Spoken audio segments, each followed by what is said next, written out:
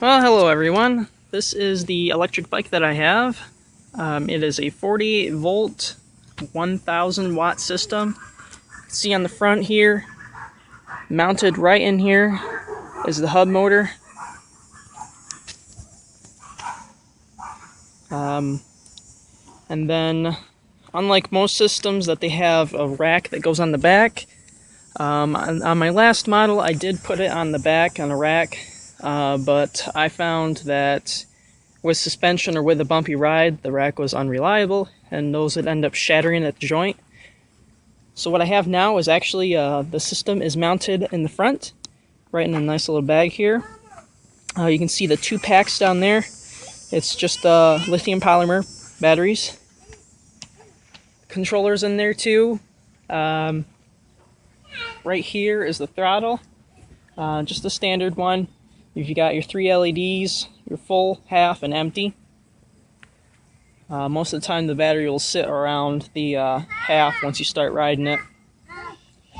Once it hits red, that's when you stop using it. System's completely independent of the bike, so you can pedal fully, you can use electric. Choice is up to you. You can even do some throttle and pedal together. That gives you the most distance out of the pack. Get a little feel of the torque here, just sitting it here and pushing the throttle down. You can easily do burnouts with it. Being front mounted, it's pretty easy to do any maintenance to the bike. Any upgrades, pretty easy to do with this type of configuration. But yeah, the whole rest of the system is completely intact, so it rides just like a normal bike. It's really lightweight. I can pick it up with one hand.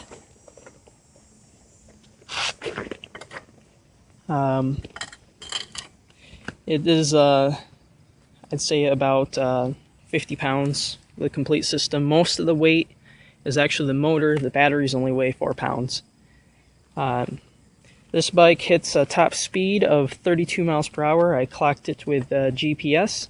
If you want to see a quick run of it, hold on. I'm going to do a quick run down the road.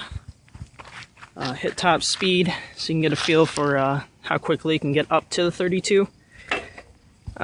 From standstill, I'm not even going to pedal. Just going to do throttle the whole time. You'll be able to hear the whine of the engine as it goes.